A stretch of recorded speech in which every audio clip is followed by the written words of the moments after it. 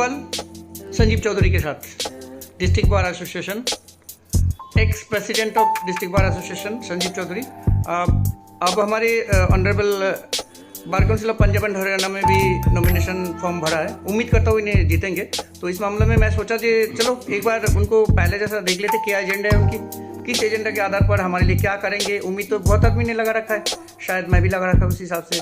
तो इसलिए उम्मीद करता हूँ जो उनका एजेंडा एक बार जान लेते, तो ये एजेंडा आपके सामने देता हूँ। अगर इनकेस अगर लगे जो आपको इस एजेंडा में काम नहीं हो रहा है, मैं जूता खा के आऊँगा आप सबसे। ठीक है, बताइए संजीव जी आपका एजेंडा क्या है? आपने जो मेरा मतलब आपके इस चैनल के माध्यम से जो परिचय देना चाहा था, आपने ये तो कह दिया एक्स प्रेसिडेंट डिस्ट्रिक्ट बार मतलब डिस्ट्रिक्ट बार फरीदाबाद। अच्छा हाँ ठीक है, ये तो गलती हो गई। हाँ, डिस्ट्रिक्ट बार एसोसिएशन फरीदाबाद। चलिए, मैंने इसलिए कह रहा हूँ कि ये बात एक गलती मैं बता रहा हूँ, एक गलती मैंने इसलिए कर दिया क्योंकि मैं चाहता था जो सारे बार एसोसिएशन में आपका नाम चमके, इसलिए पर्टिकुलर कोई बार एसोसिएशन का नाम नहीं लिया। तो साथियों ने और मेरी फरीदाबाद की लीगल फर्टिलिटी ने ये मुझे विश्वास दिया 3 बार डिस्ट्रिक्ट बार में एज प्रेसिडेंट सर्व करने के लिए। इससे पहले सेक्रेटरी भी मुझे चुना था और इस बार मैं बार काउंसिल में अपनी किस्मत आजमा रहा हूँ और सभी भाइयों के सामने इस बात का ऑब्जेक्शन कर रहा हूँ। किस्मत नहीं, आपका कर्म आपको आगे ले जाएगा। कर्म से बढ़कर कुछ नहीं है, जहाँ तक मेरी उम्मीद है। हाँ, तो मैं ये कह रहा हूँ कि मेरा मतलब कई बातें हैं मुझे जो ये बार काउंसिल में मुझे लड़ने के लिए मजबूर कर रही है। एक तो ये है कि जो यंग लॉयर्स हैं उनके लिए कोई फाइनेंशियल स्कीम एक प्रॉपर होनी चाहिए बार काउंसिल की तरफ से। उसमें कहीं ना कहीं हम महसूस करते हैं कि यंग लॉयर्स को कुछ मुसीबत का सामना करना पड़ता है। वो फाइनेंशियल क्रंच में आ जाते हैं, वो प्रैक्टिस छोड़ जाते हैं, किसी और काम में लग जाते हैं, तो जो गोल्डन प्रोफेशन है उसको छोड़ देते हैं।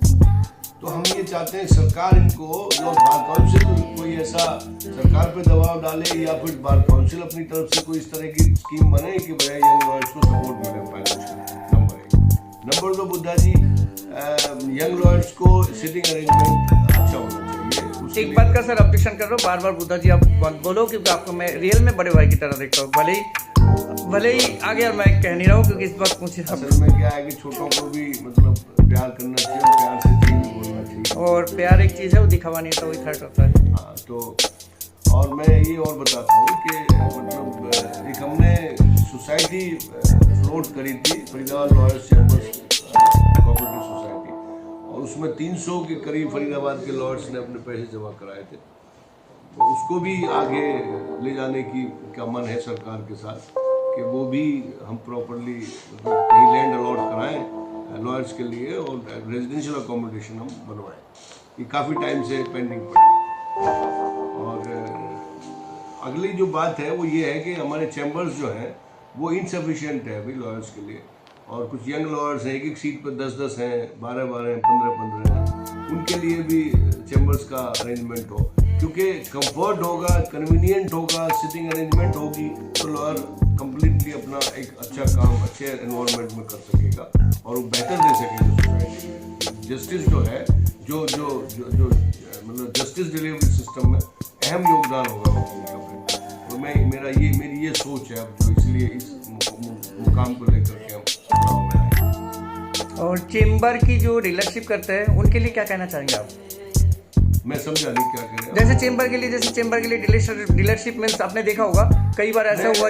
मैं देखो जब 2011-12 में मैं फर्स्ट टाइम प्रेसिडेंट था तो चैम्बर्स अलॉट जब ही करे थे, वो अलॉटमेंट में भी जाके जो फला हुआ या फोर्स डाला गया। जब अलॉटमेंट हुई थी उस वक्त हमने उससे पहले हमने रूल्स बनाए थे चैम्बर अलॉटमेंट रूल्स भी थे, और कैसे उस लॉयर एक चैम्बर को यूज करेगा सारे हमने रूल्स बनाए थे। उसमें हमने ये बैन करा था कि भाई कोई भी मतलब कॉमर्शियल पर्पज के लिए इस तरह की कोई नहीं करेगा।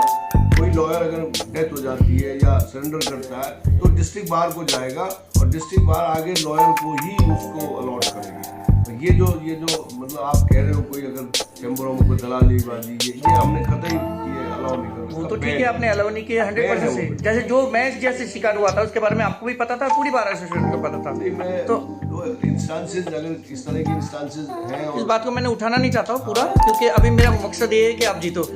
बट ये जो मेरे साथ भी जो हो गया, जो हुआ है, जो आपको भी पता है, टोटल बार एसोसिएशन में कुत्ते की तरह भागता रहा, तो ऐसे कोई ना भागे, मैं उम्मीद करता हूँ। और इस बारे में आप क्या कहना चाहेंगे? मैं ये कहना चाहता हूँ, जो चैम्बर है हमारा, वो लॉयर अपनी वकालत के लिए यूज करे और ना कि बाकी है। और एक चीज़ है जो हमने कभी कभी देखा जाए, वकीलों को साथ पुलिस बहुत ही बदतमीजी से पेश आता है। उसमें जैसे सोच लीजिए, जिसकी सपोर्ट है उसका तो सुन भी लेता है, जिसकी सपोर्ट नहीं है उसका सुनता नहीं। इस मामले में एक बात जरूर कहूँगा, इस मामले में तो मुझे आपका या राजेश फैसला की बहुत सपोर्ट मिला अभी भी। मैं मुद्दा आपको एक चीज़ कहना चाहता हूँ कि ये होना चाहिए कि वकील वास्तव में इंटेलेक्चुअल कौन है, और ये जो छोटी मोटी कोई बात हो भी जाती है, पुलिस के साथ हमारी नोक-झोंक हो जाती है, तो हमें बैठ के सुलझा लेना चाहिए। पुलिस को भी हमें मतलब समझाना चाहिए, पुलिस ऑफिशियल से भी हमने बैठ के समझने वाली बात करनी चाहिए। मुठभेड़ की जो स्थिति है उसे कभी नहीं लानी चाहिए। नहीं, मुठभेड़ ना हो, मगर आप ना तो लॉयर की और पुलिस की मुठभेड़ भी हमें अवॉइड करनी चाहिए, हमें समझदारी से सॉल्व करनी चाहिए अपनी प्रॉब्लम, और बार और बेंच के बीच में कोऑर्डिनेशन समझ में बहुत अच्छा होना चाहिए। और एक चीज़ देखा गया, जो माफ़ी चाहता हूँ ये बात को बोलने के लिए, जैसे ओपी शर्मा जी के समय जो था ना, जो कोई भी कुछ भी छोटे मोटे काम देखिए बाद में जो रहेगा उसके पास ही हम जाएंगे, चाहे कोई भी रहे, कोई आपको वोट दिया या नहीं दिया तो उसकी सॉल्व करना चाहिए, मगर उसके बाद जो भी आया ना, उन्हें उस तरीके से रिस्पॉन्स पब्लिक को नहीं दिया। क्या आप भी वैसे ही कंटिन्यू करेंगे ना पहले की तरह करेंगे? ऐसा नहीं है, मेरे लिए सभी लॉयर्स भाई हैं, और मैं कभी पार्शियलिटी नहीं करता, कभी मैंने की भी नहीं आज तक। चैम्बर अलॉटमेंट से लेकर के और आज तक कभी भी मैंने कोई किसी किस्म की हर चीज़ से ऊपर उठ करके मैंने काम किया। कास्ट, क्रीड, रिलीजन मेरे सामने कभी नहीं आया। तो अंत में मैंने यही कहूँगा, आपके ऊपर मेरा उम्मीद है, शायद इनकी बात देखते हुए आप लोग देखिए, मैंने भी खुलेआम कुछ बात किया जिन्हें उनकी चेहरे में ना कोई गुस्सा है ना कुछ है। उम्मीद करता हूँ आप सभी बार एसोसिएशन वाले, कोई भी हो, चाहे डिस्ट्रिक्ट बार एसोसिएशन फरीदाबाद हो, चाहे और जगह का भी हो, चाहे कभी भी उनको फ़ोन करके अपनी मदद मांग सकते हैं। अगर इन्हें खड़ा होने के बाद, जीतने के बाद अगर नहीं करेंगे तो मैं हूँ बुद्धा देवदास, मेरा मोबाइल नंबर है 9968395311। अगर मेरे को बुला के जूता मारना चाहते हो तो मार सकते हो, मगर मैं उम्मीद करता हूँ ये सबके लिए काम करेंगे। इस उम्मीद के साथ मेरे आवाज़ ही काफ़ी है, मैं आवाज़ नाम तो दे दिया, तो फोटो संजीव चौधरी के होना चाहिए था, इसलिए मैं अपनी फ़ोटो नहीं दे रहा हूँ। इस फोटो को ध्यान रखें। ध्यान रखने के बाद नंबर आपको बाद में बता दिया जाएगा, किस नंबर में इनके टिकट मिल रहा है। मैं आपके लिए हमेशा काम करने के लिए तत्पर हूँ। शुक्रिया, सभी को नमस्ते। संजीव चौधरी की तरफ से भी मैं नमस्ते दे रहा हूँ, और मैं भी मेरी तरफ से भी नमस्ते। थैंक यू भाई।